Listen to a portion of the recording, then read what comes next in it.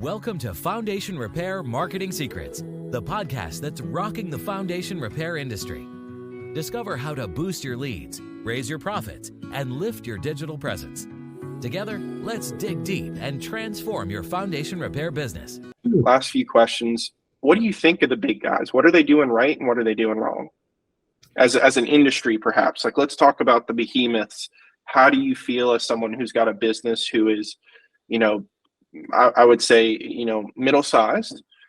How do you guys feel about the big guys? What are they doing right? What are they doing wrong? What would you like to emulate? And what do you maybe dislike about how they do the game?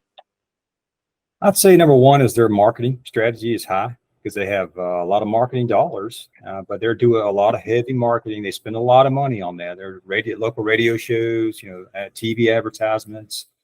They're just all over the place as far as that goes. And they have a lot of other ways that they're bringing in leads through the web and that kind of thing.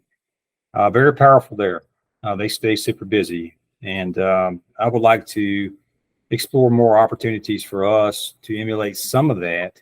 We've entertained doing some local radio stations that are popular here in the area, maybe getting something like that going. But it's a big investment for me. It's not a drop in the hat, whereas some of the bigger guys, it's nothing, to them, but they're doing 30, 40 million a year, For me, it's a big deal. And so it's a big, commitment. I recently spent a lot of money on trying to do some, building some paid advertisements through social media type stuff with another company.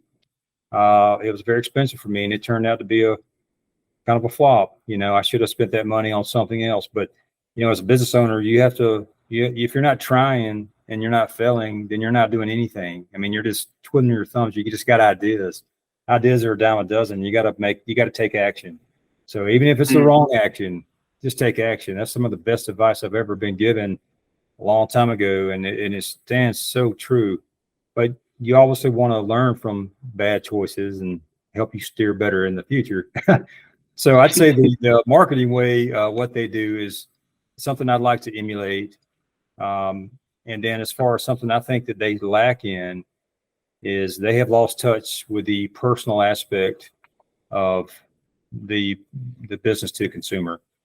You mentioned salesmen. A lot of these bigger companies, they have professional salesmen that are commission only. So their goal is to sell. These guys can sell, ice to an Eskimo. They're professional salesmen. Maybe they come from the car business, whatever, funeral business. I don't know, but they had to learn something about foundational stuff. They're not the experts and they just want to sell. And that's why a lot of times they're very pushy with that, wanting to sit down with the decision maker. They spend 2 hours giving a presentation. And some of these other guys that do what we do, they may do the same thing. I choose not to. I do it a different way. I'm not very pushy on my sales. I do give them a solution, but I'm not going to sit where they're with them and offer discounts until they say yes. But that's what a lot of these other guys do. But they've lost that personal touch. Some people feel more comfortable hiring a company that has a large presence because they feel like they're going to be safer or taken care of better. In reality, it's usually the other way around. They just don't realize it.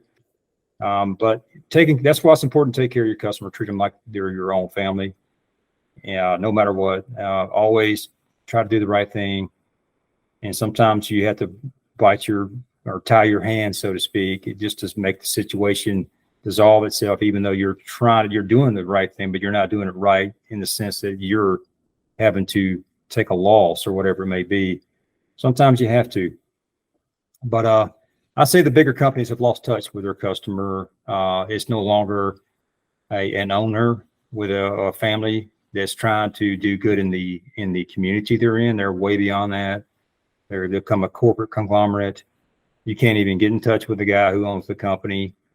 And I think, that's important. I think for a lot of people out there, I say most people that want to hire the services of companies like ours, they want to be able to feel like they can trust them.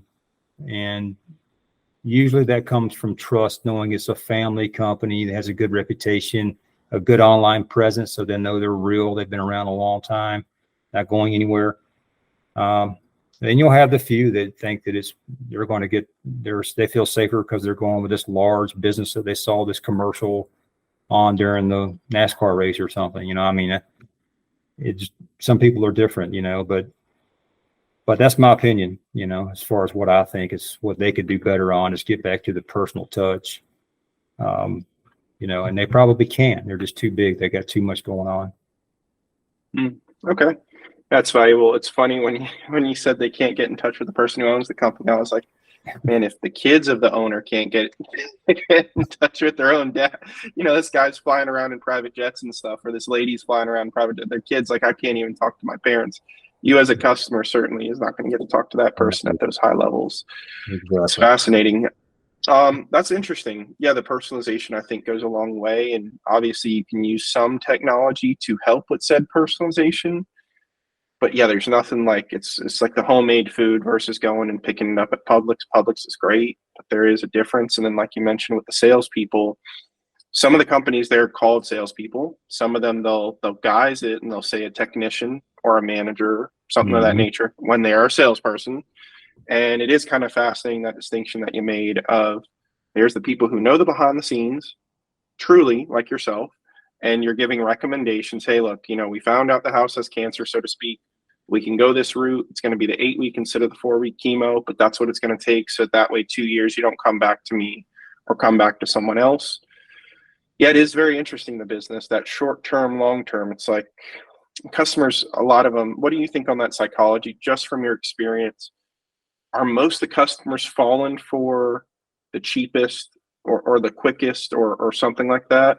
Or are you seeing many a times you doing the right thing, you are able to convince them, not sell them, but convince them that it makes sense to sometimes spend more money or sometimes have an approach that may be a little bit more invasive, but it's the right approach? Like, where do you see that dynamic? I think just having a lot of information out there about your company. I've been trying to put out more videos on YouTube. Now, granted, nobody's really good watching YouTube to figure out what we do. I mean, if you did a keyword search, it's very minimal, but I share those videos to my website.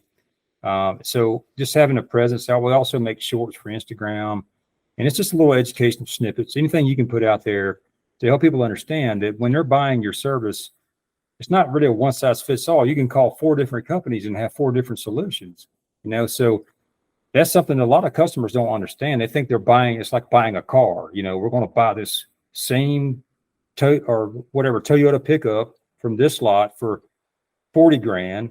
Well, I can get it down in Orlando, Florida for $37,000, but they almost think that the service, what we're doing is the same analogy, but it's really not. Rarely have I ever seen estimates from competitors that is exactly the same. I mean, they're usually similar, but they're never the same. And I've seen some that are just so far-fetched on how to repair. I'm like, my word, this is scary.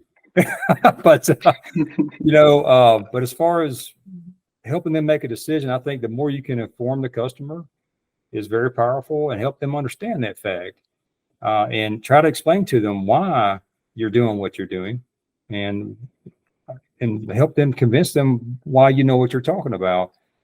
You're going to lose clients sometimes to customers that, no matter what you say, they're going to go with the guy that has the commercials on TV. That salesman did a great job when they met them. They were very convinced by that person, and that's fine.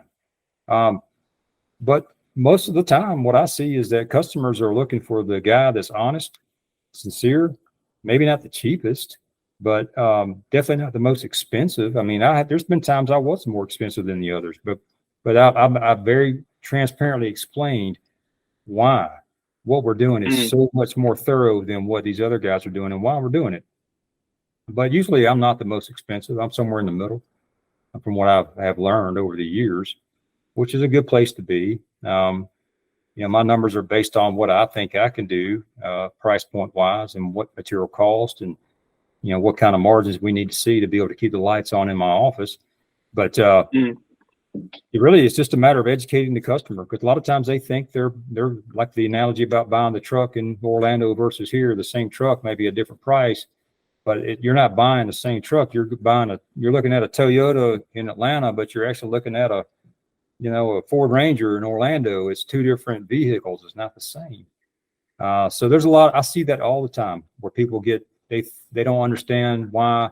Let's just throw numbers out there. Let's say my estimate is $6,000 and AquaGuard is, 20. and they're like, what's going on here?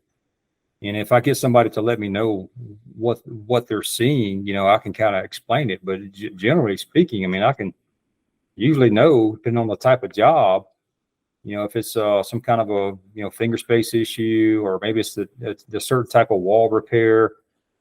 Just depends on what we're looking at. But a lot of times, AquaGuard or some of these other guys that are, these bigger companies, their salesmen they may not be as skilled. So they're just throwing the kitchen sink and what they know to price out when it's not going to really fix the problem. And, some people like that. Some people want to sit down and be sold, but most people don't. I think they like the approach of getting in, getting out, getting the estimate to them quicker. I would like my sales guys to give them the estimate while they're there, but maybe not do the sales spiel, but be able to write the estimate while you're there. Right now, I've been looking at jobs more so myself, and a lot of my customers are shocked when they learn that the CEO is looking at their property. It's just where I'm at. I've had some salesmen over the years, and right now I just I don't have a field sales rep besides me and my son. We're the only ones that's looking at jobs right now. And to tell you the truth, we're really the best ones to do it, which is not wise. I wish I had somebody else that I could train up and get them going to do sales. But whoever does sales, they got to know what they're looking at. That inspection is so important. I mean, because it bases everything on how you're going to fix the property, or how you're going to suggest to fix the property. I mean, you could always try to hire an engineer, but no residential customer is going to want to do that because of the expense, and trying to find somebody that would design something to fix the property. I've only seen that a handful of times where somebody actually had a design from an engineer. Some companies like mine will actually bring on an engineer to work for them, or work as a subcontractor to design stuff. And that's an option. You can go that route. I choose not to. I feel like it's a conflict of interest. I'd rather my customers get their own engineer, and then I put in what they suggest. Or I can make suggestions, but I make it very blatantly known that I am not a designer. I'm just giving you ideas of what I have seen repaired in the past, So you have to make that voice as well. You don't want to portray yourself as a designer if you're not. But usually that's how it goes for us. And people just wind up trusting me, my son, or my sales guy because of the methods and tactics that we use to make our customers understand why our solution is superior to the others. So really just all about how you carry yourself and giving that information to them and making sure they understand the process and they're not buying the same truck in two different cities. Okay. Yeah, the in-house engineer, it's funny. There's ESOG. I know they used to tout that on their billboards and things. And I used to go, man, that's pretty smart. And then I kind of thought it through a little bit more, and I was like, yeah, that conflict of interest, though. That seems, I see why they're doing it.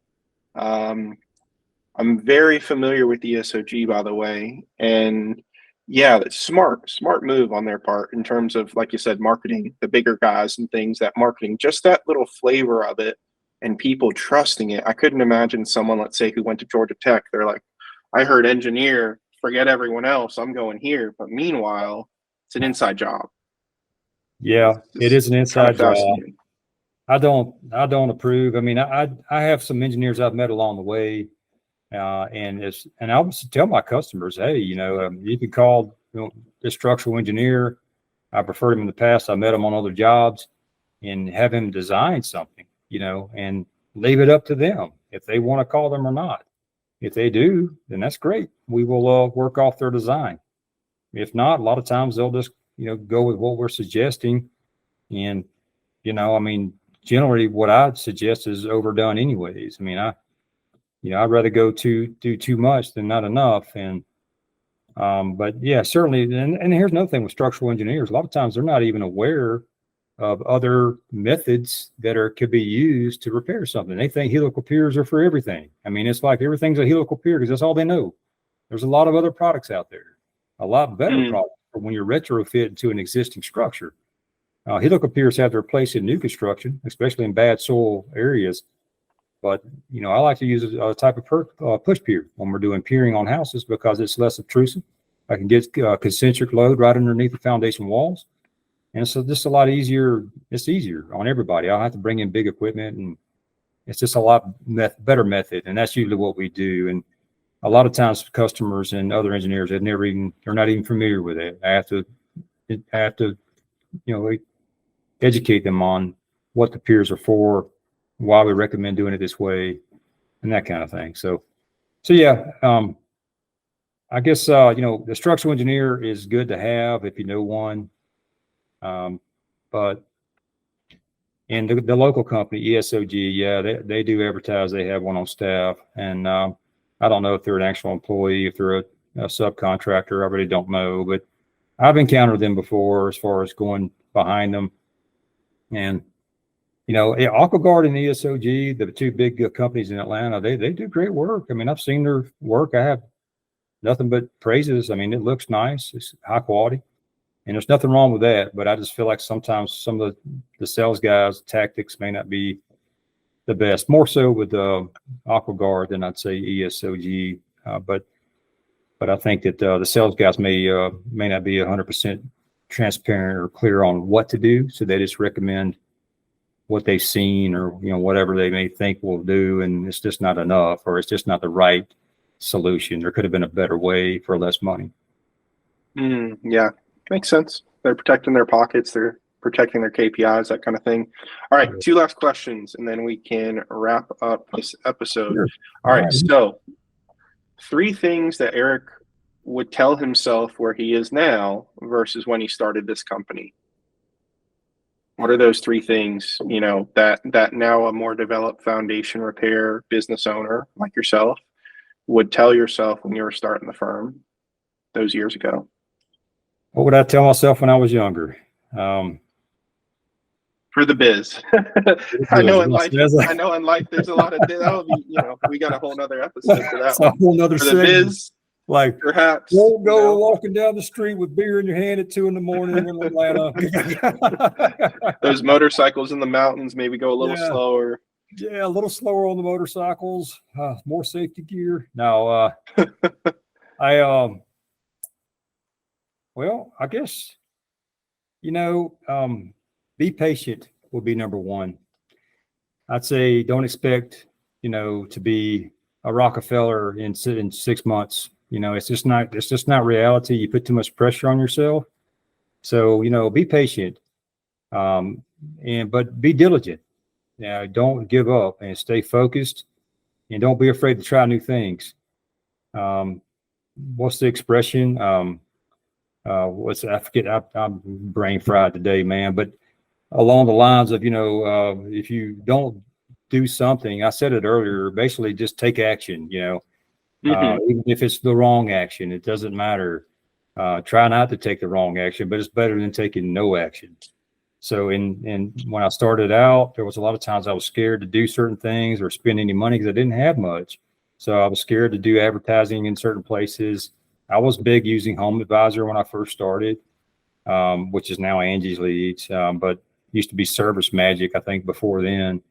But we developed a good reputation on there. I had a large budget, but we, I still have the badges somewhere where we're like the #1 contractor for a few years in a row. A lot of different stuff they were giving out badges. It was kind of neat.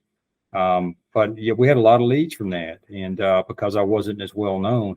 So, I should have tried other things, and I did try stuff and it didn't work, but, networking is super powerful. I should have done more of it in the beginning and made time for it. I should have joined the BNI chapters a long time ago.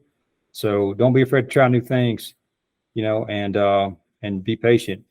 I'd say, the other thing would be, surround yourself with people that are better than you. There's a sign I used to hang in my office that said something to the effect of, show me your friends and I'll show you your future. That's so true. You need to hang out and network with people that are successful at business, or at least appear to be, or more successful than you are. You don't even have to be in the same business, any business, whatever. I mean, everybody that's got a business is the same. It's just you're selling a product or you're selling a service. It's no different. So there's different methods, but I mean, business is business. And being a business owner now, man, when I drive by a business building down the street, every one I look at, it's been around 10, 15, 20 years. Man, I have mad respect for that guy that started that, because I know what they went through.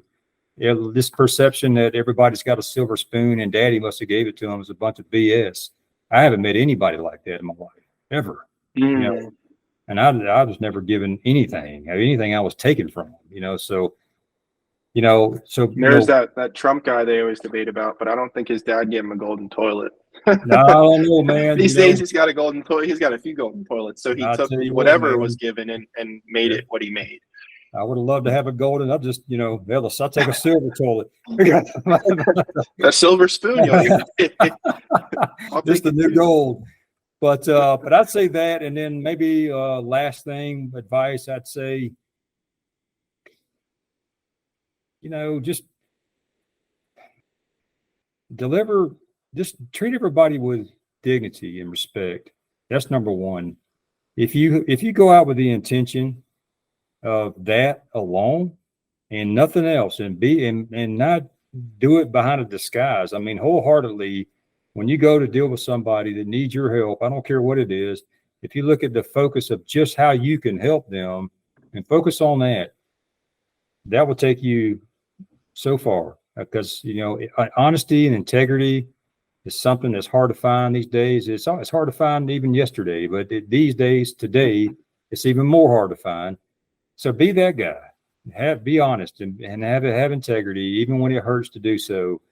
And if you stick to that, it will become obvious. People will notice, and you don't even have to advertise that. It just will it will just be known. And treat everybody good. Everybody you meet with good intentions. And sometimes you got to check your own attitude to do that. And just remind yourself, it's your attitude is everything. So having a good attitude, even when things suck, things ain't going well, you got to try to get in a good mindset, because if the owner, the center of your company, whoever's working with you is depending on you. So that helps me sometimes grip back and be like, wait a minute, man, you've got to do this right. You've got to figure this out. You've got to make the best choice for everybody.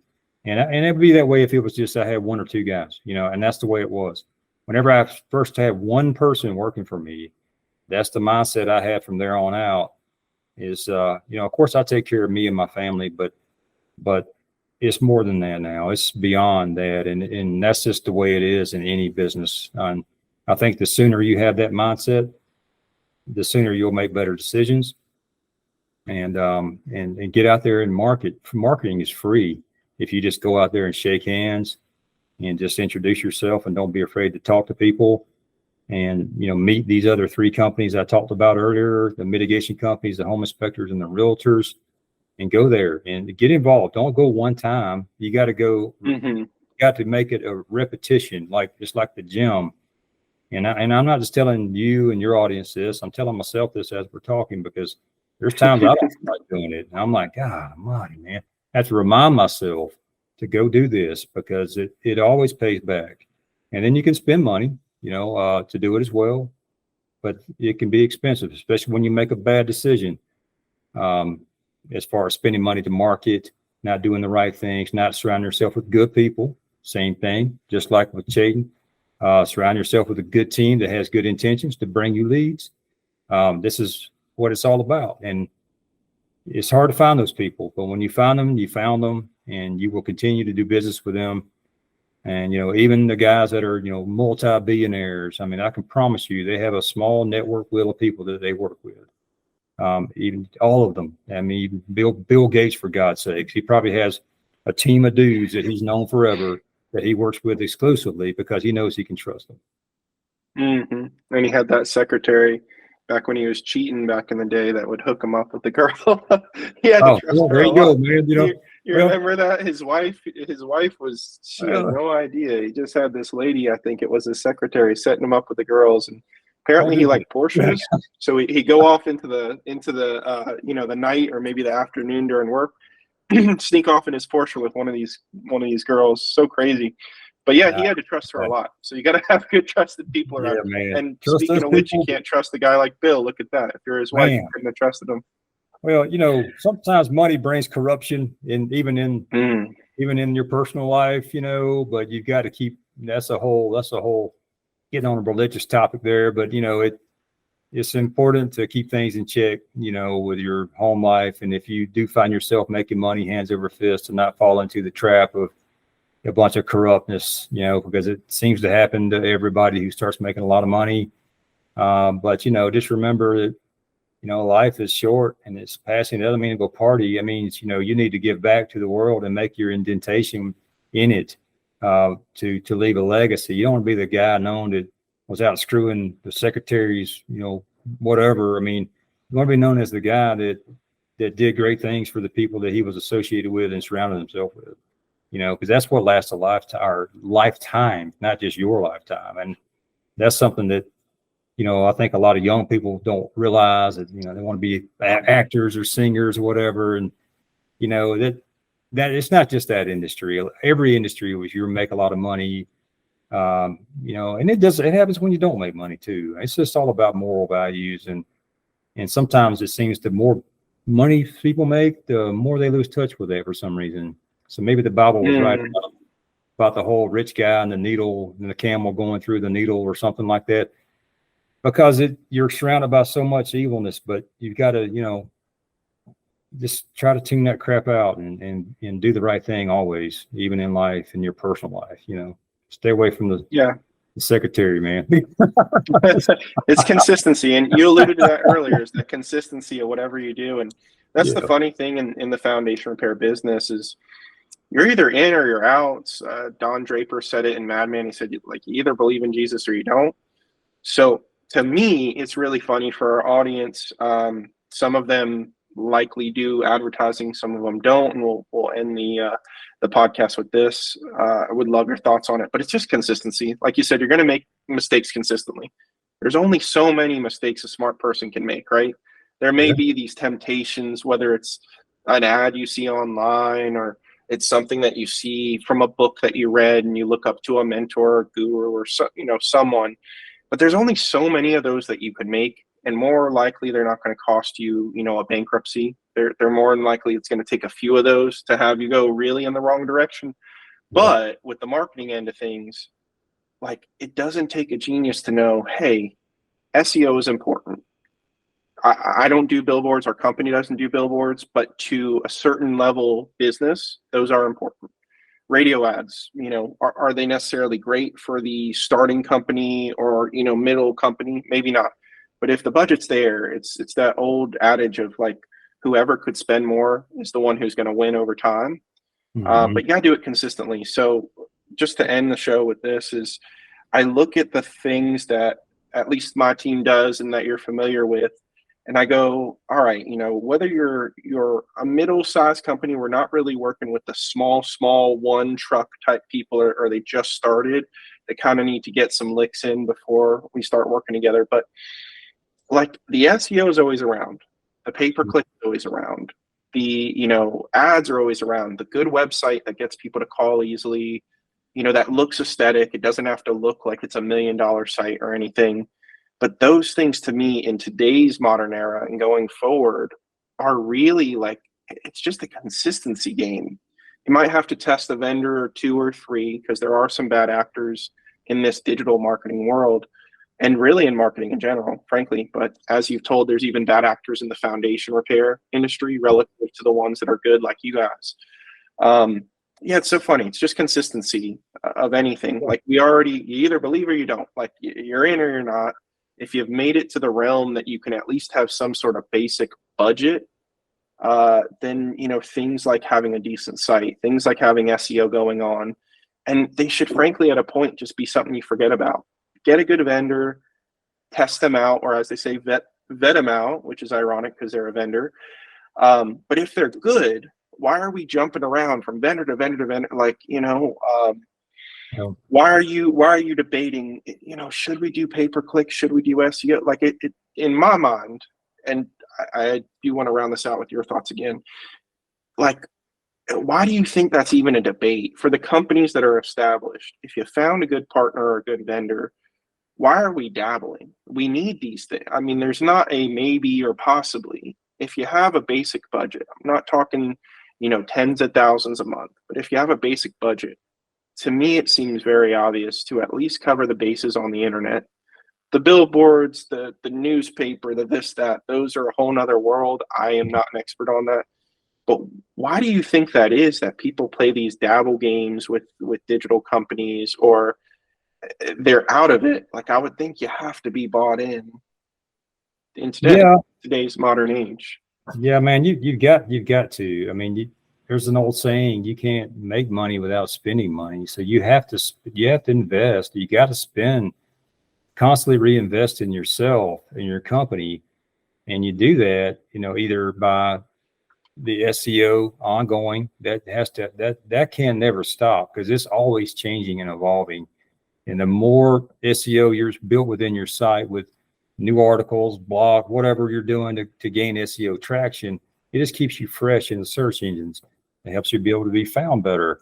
It just gives you more credibility. And SEO ongoing, to pay a service to do that, is really not that expensive. In the grand scheme of things, it's not.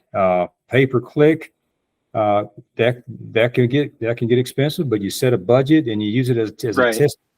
You got to use it as a testing playground, and you find things that work. You find some keywords that maybe that are not too expensive, that's maybe in your area that you can compete with, and it will do well for you. But you've got to have some money in there to budget for it. At the time, I've done pay-per-click campaigns before, and in the early days, I did them. I set a budget. I think I was at the time maybe $2,000 or $1,500. Oh, wow. And for me, that was a lot. I was absolutely gambling. I felt like I'm about to roll that wheel with my last $10. I'm putting it on bread or whatever. But but just things you just have to do. Those are going to pay back. Now, I think, to answer your question, I think some companies that dabble, it's just because they don't really have the money, or they don't think they have the money. A lot of them have the money. They just are not cool with losing the money. That's the thing. They think they're going to lose the money. Even a bad investment is like investment, meaning, okay, so we did a pay-per-click campaign. Let's say we spent $6,000 over a period of a few months, and we sold one job, or we sold no jobs, for goodness sakes. Okay, well, is that really a loss? No. What'd you learn? You learned that whatever in your pay-per-click campaign is not working. Does it mean it doesn't work? No. It just means that maybe you need to try a different strategy. It's working. If it didn't work, nobody'd be doing it. Home Advisor, or those other lead generation services, Angie's Leads or whatever, Yelp and all that. I wouldn't advise Yelp, but Angie's Leads, those other guys, set a budget. Go for it. You'll get thrown out there with 3 to 5 other contractors. I mean, whatever. It gets you in front of somebody. It's money well spent. If it's $70 or $80 a lead, you can set a budget. I think the time when I was doing it, I think I was $2,500 or something like that a month. And there was some weeks we'd burn through that in 1 week. There was sometimes we didn't. It just depended on the weather. But we learned from it, and we created. It's better to get out there and work and work on building your company, even though you're having to spend a lot of money to market yourself along the way. Like, everything you make may go right back into marketing, but it's what you have to do. You can't, you build this little company without spending any money. You're just going to stay a little bitty company. And if things dry up for a minute, you're going to go under. You're not going to survive.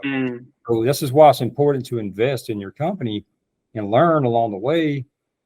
Find the money, budget what you can, and stay dedicated. Give it a chance. Don't just pay 1 month and be like, oh, this didn't work. No, you got to try it for a while. And it takes 3 to 6 months on any SEO or any pay-per-click campaign to get optimized. Sometimes you can have results with pay-per-click pretty quick, depending on, who's setting it up and what kind of keywords you're targeting, who you're competing with. And then, Angie's leads, those types of things, you can get results for that pretty fast. But yeah, it's just being patient. I think companies they're just uncomfortable paying anybody money, not trying it. They're just uncomfortable with losing the money. It's like when you walk into like I mentioned, the casino earlier. Don't walk into a casino with that. Have a budget you're willing to lose. That's the mindset you need to have, and be okay with that. And it's okay to lose. Every business, you have to lose if you're going to win. If you talk to any business owner out there, they're not going to tell you about every time they freaking lost. They're going to tell you about the 1 or 2 times they won, but they're not going to tell you about the 100 times they spent trying to knock it out of the park. How many times they struck out before they hit the grand slam? I mean, that's just the way it is. And you try to mitigate some of that along the way, but there again, you surround yourself with good people that you trust, and for SEO type stuff and pay-per-click campaigns, unfortunately, there's no overnight success. It takes some time, and just having people that you trust and keeping you informed with what's going on in the process, and maybe looking at the numbers, looking at what you could do different, what could be tweaked. That's what's more important than just being like, I want to pay somebody $500 this month and I expect $50,000 worth of leads in return. That's just not reality. It's just not going to happen, So, it can get expensive. There's companies out there that are paying a dizzying amount of money for pay-per-click campaigns. It is like, for real, that much. There's no way I could compete with that. But I try to fit in where I can get in, So I look at what I can do, where I think we'll have a presence and have a little bit of bite, and that's what I shoot for. But some of those bigger guys, you're not gonna. They got too much invested. So, and that's why they're the bigger guys. They're the 1%ers. It doesn't happen overnight, despite what somebody on YouTube might tell you. Yeah, well, and you like kind of tear at their heels. You could be the family restaurant, right? Like, that's one of the things that you guys lead with is your strengths. Like, we're family based. Okay, immediately a lot of people are going to lean your way relative to being like, hey, we're corporate based. Like, okay, well, I'm not a corporate person. Like, I'm going to go your way. You just kind of look at those things that you could do the differentiation. They're big. Well, that's a good and a bad thing. I know with lawyers, as an example, they say we're the biggest and size matters and we've won all these billions of dollars. Yeah, sure. But also your lawyers don't care if you make 4,000, 40,000, 4 million, whatever. Obviously, the lawyers want to get the highest number, but they also have 190 other cases that one lawyer's handling. If you go to a boutique firm where 5 lawyers are in together and they're only managing 40 cases at a time, I think those lawyers are going to care if that's a $4 million payout or a $4,000 payout. The big guys, they got other stuff landing for millions of dollars without them having to put a lot of effort into. So you do got to shake it out. And that's where a lot of credit goes to companies like yours, where you guys certainly aren't the smallest. You certainly aren't the biggest, but you guys get the job done and get the job done right while really looking out for your customers and, your clients, really. So cool. We're going to wrap it up. This is another episode. This is Eric Morris out in Atlanta, Waterproof Group. And this is Foundation Repair Marketing Secrets. See you guys on the flip side. Thanks for joining us today for another revealing episode of Foundation Repair Marketing Secrets. Don't forget to subscribe so you can keep discovering the tools, tactics, and techniques to ensure your online presence is as solid as the foundations you repair. Keep digging deep, and we'll see you in the next episode.